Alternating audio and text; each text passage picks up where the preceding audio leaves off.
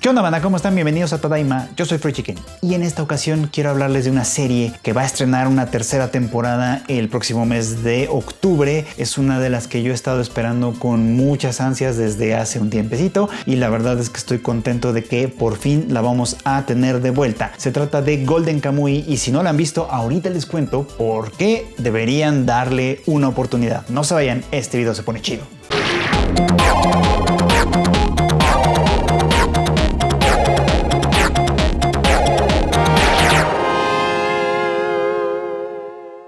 Si me siguen en Twitter y si me han leído en mis redes sociales, saben que desde hace mucho tiempo soy muy fan de Golden Kamuy. La verdad es que tenía interés en conocer esta historia desde que se anunció la primera temporada del anime y la verdad es que yo quedé encantado desde ese momento. Me encantaron los personajes, me encantó la ambientación, me encantó que todo de alguna manera tiene cierto contexto histórico y ustedes saben que a mí me encantan esas cosas. Pero además es una serie que tengo que decirles de una vez para que no crean que nada más es la cosa cultural y lo que ustedes quieran. Es una serie que está llena de dos elementos que están muy bien equilibrados todo el tiempo, que es una acción trepidante, bastante emocionante, de pronto raya en un cierto nivel de violencia interesante y un montón de comedia. O sea, y no es que la serie sea cómica de ninguna manera, es que la relación que hay entre los dos protagonistas, por un lado el inmortal Sugimoto y por el otro lado Ashirpa, es una relación muy refrescante,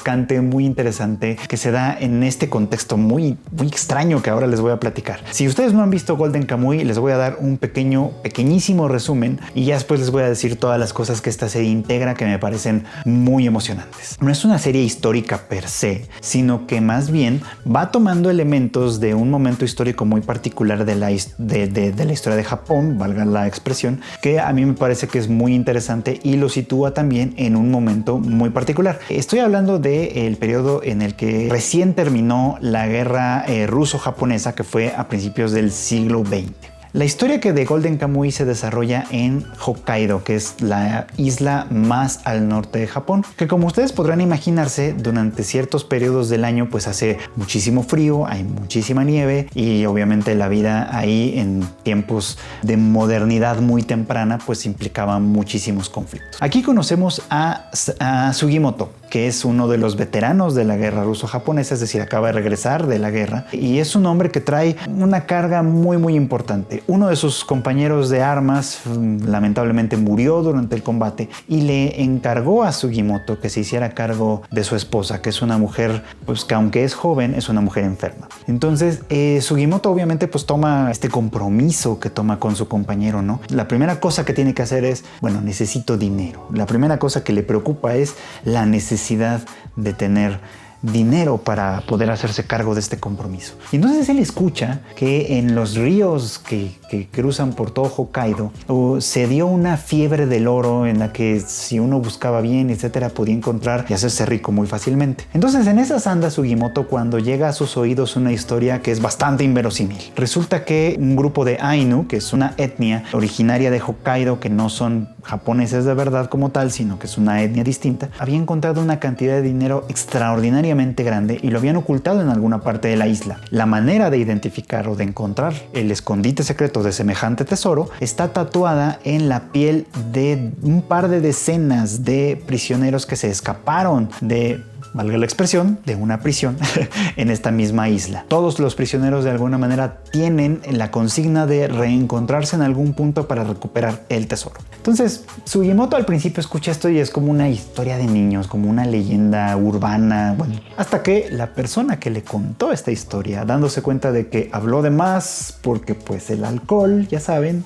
afloja un poco la lengua, decide que tiene que guardar el secreto matando a Sugimoto. Por supuesto que Sugimoto, que por algo tiene el apodo de ser el inmortal, no se deja matar, pero el simple hecho de que intenten asesinarlo por conocer este secreto le da a él a entender que quizá la historia no es tan imaginativa como en principio se planteaba. Él empieza a buscar el oro por su cuenta, pero no sabe mucho de Hokkaido, no sabe mucho del lugar en el que está. es bueno para sobrevivir en la guerra, pero la naturaleza es otra cosa. Así que en algún momento conoce a una chica de origen Ainu, una niña llamada Shirpa, que también tiene un interés muy personal en el tema del oro, por una razón más bien familiar, que no les quiero spoilear si no la han visto. Pero esto hace que Sugimoto y Ashirpa sean aliados naturales en primer lugar. Y a partir de ahí, estos dos inician su viaje para tratar de recuperar el oro perdido. Ahora, como les decía, uno de los aspectos más interesantes de esta historia es que, aunque no es histórico, se nutre de distintos elementos que sí lo son para darle credibilidad y consistencia a este cuento. Les voy a contar un poquito nada más. Aparte del grupo de Sugimoto y Ashirpa que empiezan a buscar el oro por su cuenta, obviamente hay muchos otros más que se enteran por distintos medios de esta circunstancia y tienen intereses propios para conseguir el oro. Uno de ellos, por ejemplo, y que es de los personajes más interesantes y continuamente retratados en anime, es Hijikata. En realidad, para las épocas de la guerra ruso-japonesa, es un personaje histórico de verdad. O sea, Hijikata sí existió. Formó parte de un grupo de rebeldes que se conoció como Shinsengumi, que buscaron independizar a la isla de Hokkaido, que entonces le llamaban República de Edo, como una protesta contra el cambio gubernamental que se había dado pocos años antes y que había abolido a la clase samurái. Históricamente, Hijikata murió durante el conflicto entre el ejército imperial japonés y este grupo de samuráis rebeldes que querían crear una nación aparte. Lo que Satoru Noda, el autor de Golden Kamuy, hace con este personaje histórico es que en vez de dejarlo que muera de manera natural, lo convierte en una persona que permaneció oculta durante muchos años y ahora es un anciano. Y este anciano, que ha logrado sobrevivir a tiempos muy duros, es uno de los interesados en el oro, porque claro que el sueño de independizarse de Japón y de reformar una sociedad y un gobierno en los términos de la cultura de los samurái, digamos, ¿no? Pues o sea, sigue siendo su objetivo, sigue siendo su obsesión, y Hijikata va a ir persiguiendo y consiguiendo aliados que van a ayudarle en esta misión también, y entre ellos obviamente está un personaje sacado de los Yakuza, otro miembro del Shinsengumi que de alguna manera logró sobrevivir, y otros, por ejemplo, personajes que también forman parte o formaron parte del ejército imperial japonés, pero que por la manera en la que se manejó el problema con la guerra ruso-japonesa, por supuesto que están furiosos con el gobierno central y quieren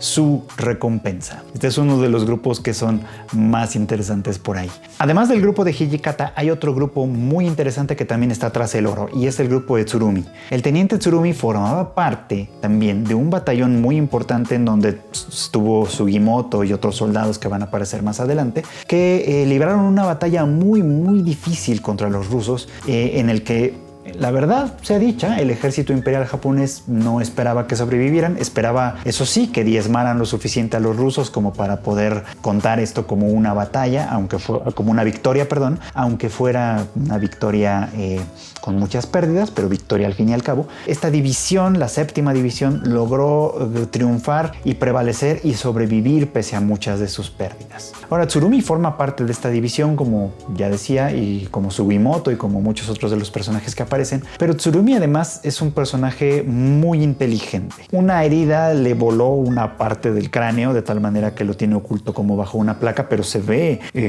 la herida, ¿no? Y Tsurumi tiene muy claro, porque les digo, es una persona muy inteligente. Esa herida lo único que le ha afectado es la parte más constreñida de su personalidad, es decir, lo ha vuelto un poquito más impulsivo y violento quizá. Pero las intenciones de Tsurumi, que son muy parecidas a las de Hijikata, son rebelarse contra el gobierno. Para eso necesita mucho dinero. Por lo tanto, el oro oculto puede ser la clave para iniciar su plan, que consiste en crear una gran fábrica de armas, que las armas japonesas para ese momento tienen mucho prestigio alrededor del mundo, y enriquecerse todavía más, pero no para beneficio personal, sino para beneficio de toda la séptima división que él busca dirigir, obviamente, y para darles independencia y trabajo a largo plazo, no solo a los soldados que de pronto se quedaron sin nada y sin reconocimiento del gobierno, por supuesto, sino también a sus familias. Y a mí me parece que es un plan bastante legítimo en manos de un psicópata muy peculiar. Todos los personajes que van integrando, ya no quiero decirles tanto más de ellos porque si no han visto la serie quiero que los conozcan. Tienen motivaciones personales, características particulares y todos son muy divertidos en cierta medida. Todos son horribles, en el sentido de que pueden matar a sangre fría, pueden torturar, pueden hacer cosas que desde cierto punto de vista y a la distancia del tiempo podemos considerarlas como brutales de verdad, pero al mismo tiempo son personajes sumamente humanos con los que es fácil encariñarse, que de verdad nos van a traer momentos de mucha diversión y de mucha emoción. Mi favorito, la verdad no puedo negarlo, es Ashirpa. Ashirpa forma parte de la etnia Ainu, que a estas alturas de la vida pues ya ha ido transformándose mucho y casi desapareciendo. Esta etnia, digamos, que existió o existe todavía más o menos al norte de Japón, no se consideran como tal japoneses porque siempre han tenido una cultura muy distinta que también a través de tanto la serie de anime como el manga de Golden Kamuy tenemos oportunidad de conocer como muy a detalle a través de lo que comen, a través de sus creencias, a través del estilo de vida de esta cultura Ainu, que la verdad es que es muy interesante, tiene varios vínculos con la naturaleza que son muy lindos, que vale mucho la pena conocer. Es ante todo una cultura bastante naturalista, que por supuesto que como la modernidad llegó, también fue ocasionando problemas en la naturaleza, digamos, ¿no? En toda la isla de Hokkaido, lo cual pues a mí me parece sumamente interesante. Y finalmente quiero regresar a este punto que me parece que es fundamental,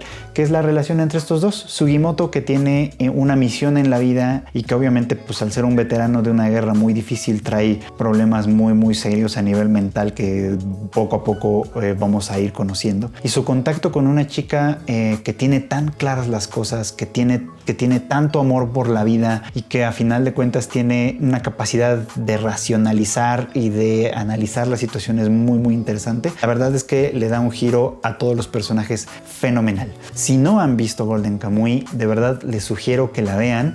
Pasó muy desapercibida en parte porque no la realiza ninguno de los estudios grandotes.